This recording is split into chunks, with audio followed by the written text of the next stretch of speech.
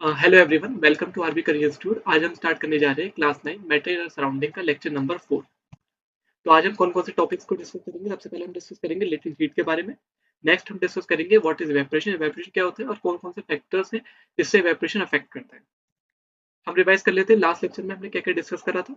सबसे पहले हमने डिस्कस करा था लास्ट लेक्चर में यूनिट कन्वर्जन के बारे में। यूनिट कन्वर्जन देखा था हमने, unit conversion between degree Celsius to Kelvin. तो क्या होता है, अगर मैं केल्विन में कन्वर्ट करना चाहता हूँ तो डिग्री सेल्सियस प्लस 273 होता है। मतलब 273 हम ऐड करते हैं सेल्सियस के अंदर, तो वो कन्वर्ट हो जाता है किसके अंदर, केल्विन के अंदर। और हमने देखा था डिग्री फ़ारेनहाइट को अगर हमें कन्वर्ट करना होता है डिग्री सेल्सियस के अंदर, तो हमें क्या फॉर्मूला होता है, degree Fahrenheit is equal two degree Celsius into 9/5 plus of 32। ये फॉर्मूला होता है डिग्री फ़ारेनहाइट को डिग्री सेल्सियस के अंदर। तो ये दोनों फॉर्मूले इंटरचेंजेबल होते हैं। अगर मुझे फ़ारेनहाइट गिवन होता है तो मैं डिग्री फ़ारेनहाइट में कन्वर्ट कर दूंगा, अगर मुझे सेल्सियस गिवन होगा तो मैं सेल्सियस को डिग्री फ़ारेनहाइट में कन्वर्ट कर दूंगा। फॉर्मूला हमारे लिए सेम है। उसके बाद हमने डिस्कस करा था change in state of matter के बारे में। Change in state of matter के बारे में डिस्कस करा था कि हमारे पास तीन स्टेट होती है, सॉलिड, लिक्विड एंड गैस। अगर मुझे सॉलिड से लिक्विड में जाना होता है तो क्या प्रोसेस कहता है, मेल्टिंग। अगर मुझे लिक्विड से सॉलिड में आना होता है तो कहलाता है फ्रीजिंग। अगर मुझे लिक्विड से गैस में जाना है तो इवेपोरेशन। एंड गैस से लिक्विड में आना है तो कंडेंसेशन। ठीक है। अगर मुझे सॉलिड से डायरेक्ट गैस में जाना है without converge without coming into the liquid state, अगर मैं बिना लिक्विड स्टेट में आए सॉलिड से डायरेक्ट गैस स्टेट के अंदर में जाते हैं तो प्रोसेस कहलाता है सब्लिमेशन। और गैस से सॉलिड स्टेट में आना without coming into the liquid state, मतलब कोई प्रोसेस गैस से डायरेक्ट सॉलिड के अंदर आ रहा है बिना किसके, लिक्विड स्टेट में, तो उस प्रोसेस को कहते हैं डिपोजिशन। तो ये हमने लास्ट लेक्चर के अंदर डिस्कस करा था। तो हम आ जाते हैं कि अपने लेक्चर में कि आज जो हमें डिस्कस करना है। सबसे पहले हमें डिस्कस करना है लेटेंट हीट के बारे में। तो लेटेंट हीट होती क्या है, तो लेटेंट हीट होती है हिडन हीट। हिडन हीट, अब इसका मतलब क्या हुआ हिडन हीट का, तो मैं एक एग्जांपल ले लेता हूँ। लाइक जैसे मेरे पास एक कोई बीकर है, ठीक है, इसके अंदर मेरे पास आइस है, मतलब ये मेरे पास आइस क्यूब है, ये मेरे पास आइस क्यूब है और नीचे से मैं इसको हीट कर रहा हूँ। अब होगा क्या, तो मेरे पास आइस कुछ भी हो, जैसे एग्जांपल -10 डिग्री सेल्सियस का आइस, तो आइस पहले हीट एनर्जी लेकर ये आएगी 0 डिग्री सेल्सियस पे। तो हाइट पहले हीट एनर्जी लेगी और किस पे आएगी, 0 डिग्री सेल्सियस पे हाइट आइस। उसके बाद जब वो 0 डिग्री सेल्सियस पे आ जाएगी आइस, जब आइस 0 डिग्री सेल्सियस पे आ जाएगी, तो अब ये 0 डिग्री सेल्सियस पे क्या थी आइस, उसके बाद ये एनर्जी का यूज करेगी बट सिर्फ स्टेट को चेंज करने को। तो ये 0 डिग्री सेल्सियस किस में आ जाएगी, वाटर के अंदर। आइस ने क्या करा, हीट को एब्जॉर्ब करा 0 डिग्री सेल्सियस पर, ठीक है, बट अपना टेम्परेचर इंक्रीज नहीं करा, उसने अपने आप को स्टेट को चेंज करा। मतलब आइस से वो किस स्टेट में आ गई, वाटर के अंदर आ गई। तो इसमें जो हीट यूज होती है वो हीट कहलाती है लेटेंट हीट। वो हीट कहलाती है भाई लेटेंट हीट कहलाती है। तो दो टाइप की होती है लेटेंट हीट, अभी हम डिस्कस करेंगे सारी। लेटेंट हीट दो टाइप की होती है, एक होती है लेटेंट हीट ऑफ फ्यूजन, एक होती है latent heat of vaporisation. Latent heat of fusion and second होती है लेटेंट हीट ऑफ वेपोराइजेशन। एक लेटेंट हीट ऑफ वेपोराइजेशन। तो दो टाइप की हीट आ गई, एक latent heat of fusion and एक होती है लेटेंट हीट ऑफ वेपोराइजेशन।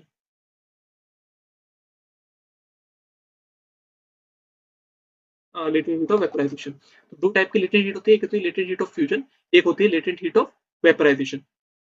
अब इनमें डिफरेंस क्या होता है, लाइक जैसे अब ये कर क्या रही है, एग्जाम्पल के तौर पे जो मेरे पार्टिकल्स होते हैं, जैसे मेरे पास आइस के पार्टिकल्स थे, आइस के पार्टिकल्स थे, अभी क्या करते हैं जब वो एनर्जी को यूज करते हैं तो हीट एनर्जी इज रिक्वायर्ड। अगर मैं लिख दूं उस पे फ्यूजन के बारे में, तो लेटेंट हीट ऑफ फ्यूजन के बारे में लिखता हूँ, तो क्या हो सकता है कि amount of heat required, amount of heat required to overcome the force of attraction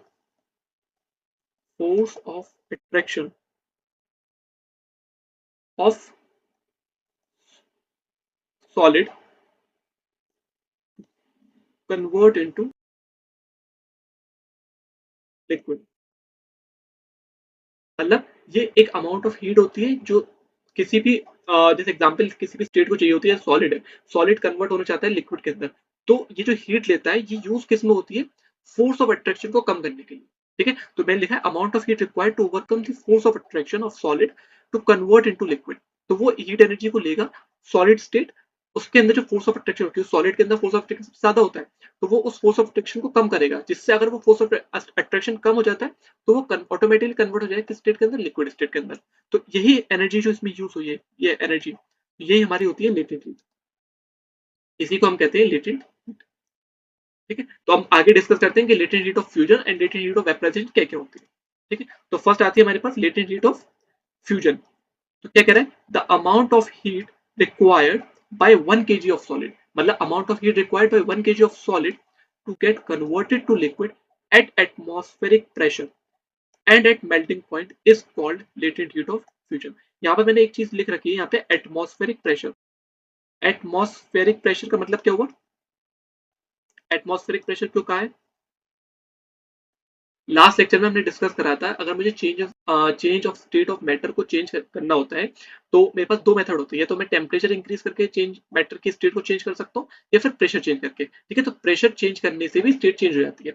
तो अगर हम लेटेंट हीट एनर्जी यहाँ पर जिससे हम चेंज करना चाहते हैं वो है टेम्परेचर बढ़ाने से, तो अगर मुझे टेम्परेचर बढ़ाकर स्टेट को चेंज करना है तो उस कंडीशन में मुझे प्रेशर को कांस्टेंट मानना पड़ेगा। तो मैंने इसीलिए यहाँ पे एक चीज लिख रखी है कि अगर मुझे लेटेंट हीट ऑफ फ्यूजन के बारे में डिस्कस करें तो उस कंडीशन में मेरा जो प्रेशर होना चाहिए, जो प्रेशर है वो कांस्टेंट होना चाहिए। कौन सा प्रेशर होना चाहिए, एटमॉस्फेरिक प्रेशर, एटमॉस्फेरिक प्रेशर। ठीक है, एट मेल्टिंग पॉइंट, तो अगर मुझे किसी चीज को सॉलिड से आइस से लिक्विड के अंदर आना है तो वो मेल्टिंग पॉइंट तक तो आएगा अपना, क्योंकि इंटर कन्वर्जन तो होना है इसका स्टेट का, कि सॉलिड से लिक्विड स्टेट में आ रहा है तो उसका इंटर कन्वर्जन तो होगा। तो जब वो अपनी मेल्टिंग स्टेट पे आएगा उस कंडीशन पे एटमॉस्फेरिक प्रेशर कांस्टेंट होना चाहिए, तो वो अपनी स्टेट को चेंज करेगा। मतलब 0 degree 0 degree Celsius ice convert हो जाएगा 0 डिग्री सेल्सियस वाटर में। ठीक है, 0 डिग्री सेल्सियस आइस कन्वर्ट हो गया किसमें, 0 डिग्री सेल्सियस ऑफ वाटर में। यहाँ पे टेम्परेचर राइज नहीं हुआ। ठीक है, वो 0 डिग्री सेल्सियस आइस था, कन्वर्ट हुआ 0 डिग्री सेल्सियस वाटर में। जो एनर्जी यूज हुई, जो latent heat of energy use हुई, वो किस में चली गई, उसके फोर्स ऑफ अट्रैक्शन को कम करने के लिए। ठीक है, तो ये होती है लेटेंट हीट ऑफ फ्यूजन, किसके लिए, जब सॉलिड लिक्विड में जाना चाहता है। ऐसी होती है लेटेंट हीट ऑफ सेकंड, जो आती है लेटेंट हीट ऑफ वेपराइजेशन। अब लेटेंट हीट ऑफ वेपराइजेशन क्या कहती है, the amount of heat required, same चीज, 1 kg of liquid, amount of heat required by 1 kg of liquid to get converted to gas at atmospheric pressure and at boiling। वो किस case में था, वो था मेल्टिंग पॉइंट के case में, ये है एट इट्स बॉइलिंग पॉइंट। तो जब हमारे लिक्विड होगा, जब हमारा लिक्विड लिक्विड हमारा किस में आ जाएगा, मतलब लिक्विड इसमें जब उसके बॉइलिंग पॉइंट तक पहुंचेगा, बॉइलिंग पॉइंट मतलब क्या हुआ, लिक्विड का बॉइलिंग पॉइंट क्या होता है, अगर मैं वाटर ले रहा हूँ तो 100 डिग्री सेल्सियस, तो 100 डिग्री सेल्सियस लिक्विड कन्वर्ट हो जाएगा 100 डिग्री सेल्सियस स्टीम में। तो यहां पर भी क्या हुआ, इसकी स्टेट चेंज हुई, एनर्जी लेकर इसकी स्टेट चेंज हुई, बट यहां पर भी कोई भी टेम्परेचर राइज नहीं हुआ। तो लेटेंट हीट से टेम्परेचर राइज नहीं होता, बट स्टेट चेंज होती है। ठीक है, तो 100 डिग्री सेल्सियस लिक्विड कन्वर्ट हो गया 100 डिग्री सेल्सियस ऑफ स्टीम। उसने अपनी जो स्टेट थी लिक्विड से स्टीम स्टेट में चला गया, मतलब गैसीय स्टेट में चला गया, तो अपनी स्टेट को चेंज करा हीट की एनर्जी को लेकर। तो हीट, और वो हीट एनर्जी गई कहाँ, वो हीट एनर्जी गई फोर्स ऑफ अट्रैक्शन को कम करने में। ठीक है, तो ये होती है लेटेंट हीट ऑफ वेपराइजेशन। तो हमने दोनों डिस्कस कर ली, लेटेंट हीट ऑफ फ्यूजन क्या होती है, लेटेंट हीट ऑफ वेपराइजेशन क्या होती है। फ्यूजन होती है 1 kg ऑफ सॉलिड कन्वर्ट होता है 1 kg ऑफ लिक्विड में। ठीक है, at constant atmospheric pressure at its melting point. ऐसी अमाउंट ऑफ, कहते हैं the amount of heat required by 1 kg of liquid to get converted to 1 kg of liquid to get converted to gas at atmospheric pressure and at its boiling point is called latent heat of vaporization. I hope समझ में आ गया होगा latent heat of fusion क्या होती है and latent heat of vaporization क्या होती है. ठीक है, तो नेक्स्ट हम डिस्कस करते हैं अपने इवेपोरेशन के बारे में. ठीक है, नेक्स्ट हमारा टॉपिक है इवेपोरेशन. अब हमने बॉइलिंग तो पढ़ा था. ठीक है, ऐसे मैंने जब चेंज स्टेट ऑफ मैटर पढ़ा रहा था जिस टाइम भी मैंने बताया था कि जब लिक्विड कन्वर्ट होता है गैसेस के अंदर उसको बॉइलिंग भी इवेपोरेशन भी कहते हैं. अब हम यहाँ पर देखेंगे बॉइलिंग और इवेपोरेशन में डिफरेंसेस क्या क्या होते हैं. तो फर्स्ट ऑफ ऑल हम पढ़ ले इवेपोरेशन होता क्या है. Evaporation is a process in which liquids get converted to gaseous state at any temperature below its boiling point. It's called evaporation. ठीक है, तो यहाँ पर मैंने डेफिनेशन लिख दी है कि इवेपोरेशन डेफिनेशन क्या होती है कि इसमें लिक्विड का कन्वर्जन होता है गैस के अंदर, बट कंडीशन क्या है, below it's boiling point. Below it's boiling point. Boiling point को ठीक नहीं करें. जैसे बॉइलिंग पॉइंट ऑफ वाटर क्या होता है 100 डिग्री सेल्सियस. तो 100 डिग्री सेल्सियस से पहले पहले जो भी होगा, ठीक है, मतलब कन्वर्जन जो भी हो रहा हो उसको इवेपोरेशन कहेंगे. जैसे ही 100 डिग्री टेम्परेचर रीच कर जाएगा तो उसको इवेपोरेशन नहीं बॉइलिंग कहेंगे. अब बेसिकली बॉइलिंग और इवेपोरेशन में डिफरेंस क्या होता है वही मैं नेक्स्ट यहाँ पे बताऊँ. Evaporation versus boiling. तो यहाँ पे मैंने दो फिगर्स बना रखी है. ये है फिगर नंबर 1. ठीक है, और ये है मेरी फिगर नंबर 2. अब इसमें डिफरेंसेस क्या क्या है. अब एक चीज देखो कि जो इवेपोरेशन हो रहा है यहाँ पे ये सरफेस है, इस लिक्विड की सरफेस है. सिर्फ जो कन्वर्जन हो रहा है लिक्विड से गैस के अंदर वो सिर्फ इसी सरफेस से हो रहा है. ये सरफेस के पार्टिकल से यही कन्वर्टेड हो रहे हैं लिक्विड से गैस के अंदर. बट जो फिगर नंबर 2 है वहां पर क्या हो रहा है कि पूरे वाटर के अंदर जहां जहां से पार्टिकल्स वो सब कन्वर्ट हो रहे हैं. ठीक है, वो सब कन्वर्ट हो रहे हैं लिक्विड के से सॉलिड के अंदर, ओ सॉरी गैस के अंदर, लिक्विड से गैस के अंदर. तो इवेपोरेशन जो होता है, evaporation is a surface phenomena. Surface phenomena. But जो boiling होता है, boiling is the bulk phenomena.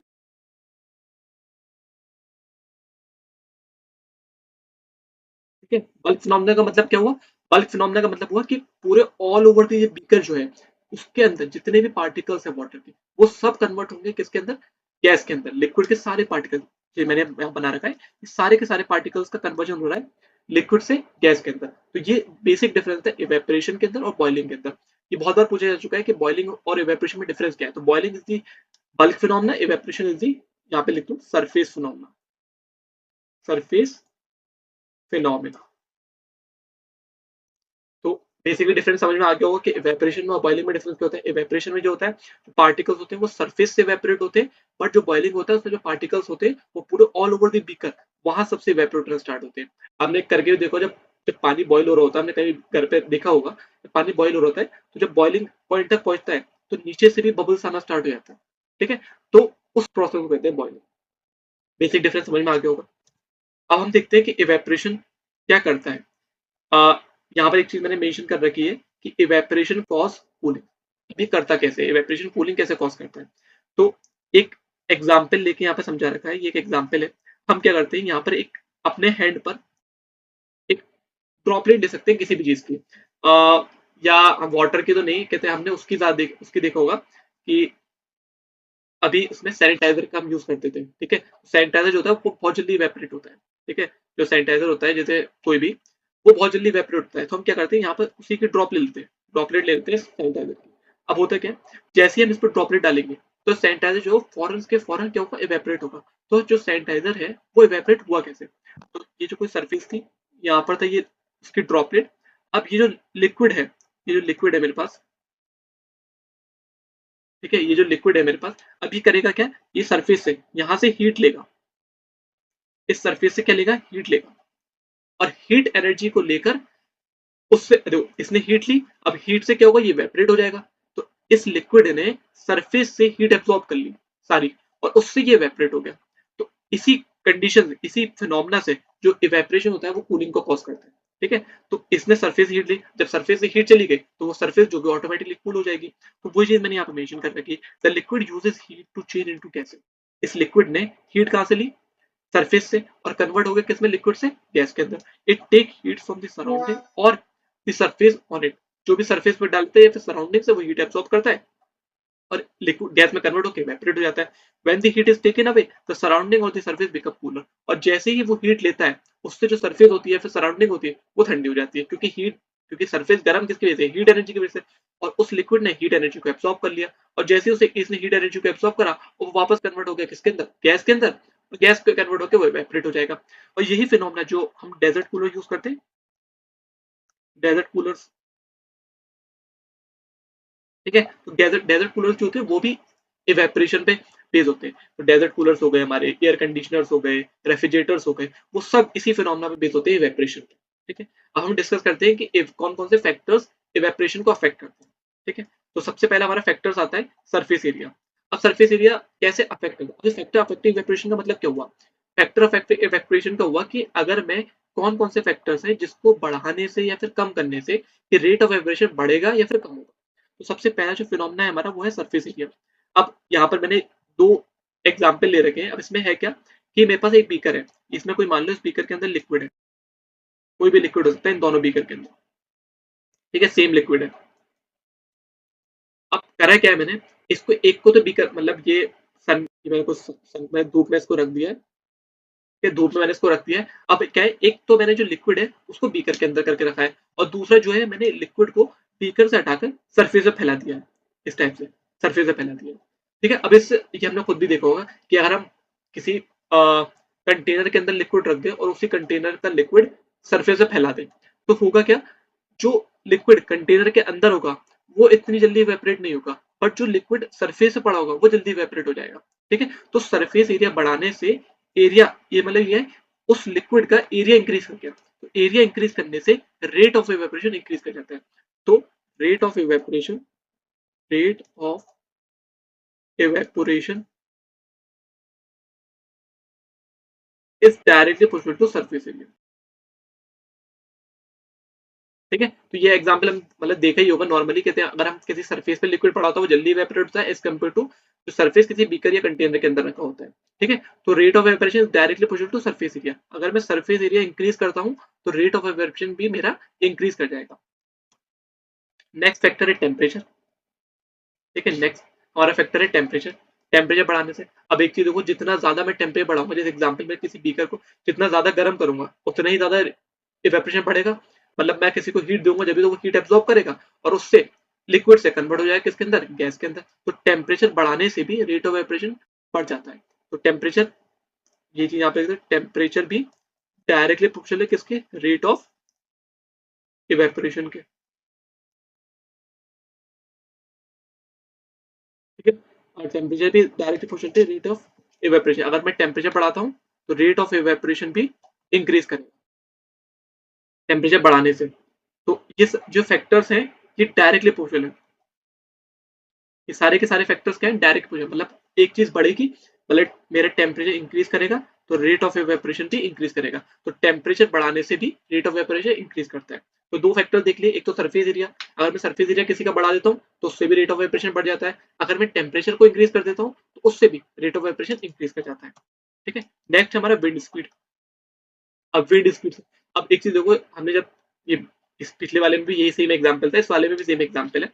अब इसमें क्या है कि ज्यादा तेजी से अगर हवा चल रही होती है, ठीक है, तो वो क्या करेगी, विंड स्पीड भी इवेपोरेशन के रेट को इंक्रीज कर देती है। मतलब अब आपने कभी देखा होगा हम कपड़े सुखाते हैं, अगर हवा तेज चल रही होती है, ठीक है, तो हवा की वजह से भी रेट ऑफ इवेपोरेशन इंक्रीज कर जाता है, मतलब जितनी तेजी से हवा चलेगी उतनी ही जल्दी जो हमारे कपड़े होंगे वो जल्दी सूखेंगे।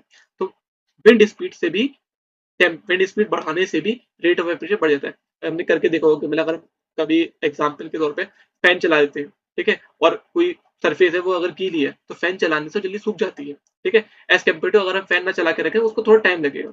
तो इस विंड स्पीड से भी रेट ऑफ इवेपोरेशन इंक्रीज कर जाता है। तो ये भी फैक्टर है, अगर अगर हम बढ़ा रहे हैं विंड स्पीड को, मतलब बाहर का मौसम ऐसा है कि हवा तेज चल रही है तो उसमें भी जो रेट ऑफ इवेपोरेशन होगा कपड़े जल्दी सूख जाएंगे। तो ये भी फैक्टर है कि इससे evaporation, rate of evaporation increase करता है। तो ये भी कैसा रिलेशन हुआ, direct relation. Wind speed is also directly proportional to rate of evaporation, कि अगर मैं विंड स्पीड को बढ़ाऊंगा तो उससे भी रेट ऑफ इवेपोरेशन इंक्रीज कर जाएगा। एक और फैक्टर आता है ह्यूमिडिटी। अब ह्यूमिडिटी होता क्या है, सबसे पहले मैं ह्यूमिडिटी के बारे में बताता हूँ। ह्यूमिडिटी होता क्या है, ह्यूमिडिटी इज द मॉइस्चर जो एयर के अंदर पहले से मॉइस्चर है, ठीक है, लिक्विड जो हमारे एयर है उसके अंदर पहले से ही कुछ वाटर कंटेंट है, उसी को ह्यूमिडिटी कहते हैं, ठीक है। अब ह्यूमिडिटी बढ़ने से, अगर ह्यूमिडिटी बढ़ेगी, अब एग्जांपल के तौर पे मैं इसमें एक एग्जांपल लेके बताता हूँ। जैसे ऐसा मानो कि एक रूम है, ठीक है, ये दो रूम है। अब मैं एक एग्जांपल लेता हूँ, ये दो रूम है, ठीक है, ये दो रूम है, ठीक है। अब इसमें ये फर्स्ट रूम है, ये सेकंड रूम। अब इसमें है क्या, मेरे पास चार पांच लोग और खड़े हैं बाहर, ठीक है, दोनों ही केसेस में चार पांच लोग बाहर ऑलरेडी खड़े हुए हैं, ठीक। अब ये फर्स्ट रूम जो है ये पहले से फुल है, ठीक है, ये फर्स्ट रूम जो है पहले से फुल है, और ये वाला जो रूम जो है इसमें थोड़ी जगह खाली है। अब जिसमें जगह खाली है, तो जो बाहर के लोग हैं, अगर इस रूम के अंदर स्पेस है जब भी जा पाएंगे वो अंदर। अगर रूम के अंदर स्पेस होगा ही नहीं तो वो जा ही नहीं पाएंगे अंदर। ये फर्स्ट रूम है, ये जब लोग बाहर खड़े हैं ये अंदर ही जा पाएंगे क्योंकि रूम के अंदर स्पेस ही नहीं है। और जो सेकंड वाला है इसके अंदर स्पेस है तो वो चले जाएंगे। अब यही केस जो होता है, ये केस होता है ह्यूमिडिटी के साथ। अब ह्यूमिडिटी के साथ क्या केस होता है, अब ह्यूमिडिटी होती है वाटर कंटेंट, जो एयर के अंदर वाटर कंटेंट है, ठीक है, मतलब एयर के अंदर जो वाटर कंटेंट है, ठीक है। अब जो इवेपोरेशन होता है तो उस केस में क्या होता है कि जो एयर, मतलब जो लिक्विड है, मतलब किसी क्लोज से इवेपोरेट होकर स्टीम में बनकर वो किस में जा रहा है, एयर के अंदर, ठीक है। अब एयर के अंदर पहले से ही ऑलरेडी लिक्विड फुल है, तो जो हमारा जो एग्जाम्पल तौर पे अगर ह्यूमिडिटी ज्यादा है और हमने कपड़े सुखाने के लिए डाल दिया, अब उससे होगा क्या कि जो इवेपोरेट होगा, वो अगर इवेपोरेशन उसका होगा तो उस केस में जो लिक्विड है, उस जो एयर है, सॉरी, जो एयर है उसके अंदर पहले से ही वाटर कंटेंट है, तो जो हमारा लिक्विड इवेपोरेट होगा वो जाएगा कहाँ, ठीक है, पहले ही लिक्विड होने की वजह से वो एयर के अंदर जा ही नहीं पाएगा। इससे रेट ऑफ इवेपोरेशन डिक्रीज कर जाएगा, कि मतलब एयर के अंदर पहले से लिक्विड है और जो इवेपोरेट होकर जो लिक्विड है उसको तो जाना ही एयर के अंदर ही है, ठीक है, कहीं और तो जाएगा नहीं, जाएगा तो एयर के अंदर ही। तो उसके अंदर पहले से लिक्विड था और अब वो लिक्विड कहीं जा नहीं सकता। इससे क्या होगा, ह्यूमिडिटी बढ़ने से रेट ऑफ इवेपोरेशन डिक्रीज कर जाएगा। अगर मैं ह्यूमिडिटी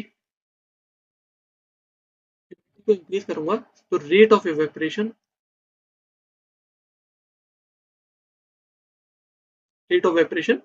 डिक्रीज कर जाएगा। मतलब ह्यूमिडिटी बढ़ाने से रेट ऑफ इवेपोरेशन डिक्रीज करता है, तो मतलब इसका कैसा रिलेशन हो गया, ह्यूमिडिटी का inverse relation, inverse equation to rate of evaporation, ठीक है। Humidity is inversely proportional to rate of evaporation. तो ये कुछ फैक्टर्स थे जिसपे रेट ऑफ इवेपोरेशन डिपेंड करता है, ठीक है। तो फैक्टर्स अफेक्टिंग में लिख दे रहा हूँ, कौन कौन से फैक्टर्स हमने पढ़े थे। सरफेस एरिया, ठीक है, सरफेस एरिया कैसा रिलेशन था, देखो मैं रेट ऑफ इवेपोरेशन को आरओई लिख देता हूँ, ठीक है। तो सरफेस एरिया कैसा डायरेक्ट रिलेशन था आरओई के। सेकंड हमने फैक्टर देखा था कौन सा, टेम्परेचर, टेम्परेचर भी कैसे directly proportional to rate of evaporation के। थर्ड हमने फैक्टर देखा था विंड स्पीड, थर्ड हमने विंड स्पीड देखा था, तो विंड स्पीड भी directly proportional rate of evaporation के। और फोर्थ हमने देखा था ह्यूमिडिटी, और ह्यूमिडिटी भी कैसे directly proportional rate of evaporation. तो ये कुछ फैक्टर्स हैं जिस पे रेट ऑफ इवेपोरेशन डिपेंड करता है। तो आज हमने क्या क्या डिस्कस करा, लेटेंट हीट के बारे में डिस्कस करा कि लेटेंट हीट क्या क्या होती है, ठीक है। उसके बाद हमने इवेपोरेशन देखा, लेटेंट हीट दो टाइप की देखी थी, लेटेंट हीट ऑफ फ्यूजन और latent heat of vaporization. Fusion किस में यूज होता है, जब सॉलिड लिक्विड में कन्वर्ट होता है तो उसमें जो होता है वो लेटेंट ऑफ फ्यूजन होता है। जब लिक्विड गैस के अंदर कन्वर्ट होता है या फिर स्टीम के अंदर कन्वर्ट होता है उसमें लेटेंट हीट ऑफ वेपराइजेशन होता है। उसके बाद हमने इवेपोरेशन देखा कि इवेपोरेशन क्या होता है। इवेपोरेशन जो होता है कि वॉट लिक्विड का कन्वर्जन होता है गैस के अंदर, पर but below it's boiling point, boiling point से कम पे जो कन्वर्जन होता है उसको हम क्या कहते हैं, इवेपोरेशन कहते हैं।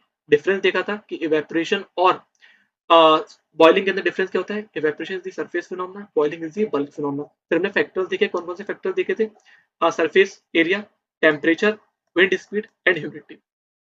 आई होप लेक्चर अच्छे से समझ में आया होगा, ठीक है। इसके आने वाले, ये पूरा चैप्टर हमारा कंप्लीट हो चुका है मेटेरियल सराउंडिंग का। नेक्स्ट लेक्चर में हम इस पे न्यूमेरिकल्स और पीवाईक्यूज क्वेश्चन देखेंगे, ठीक है। Thank you.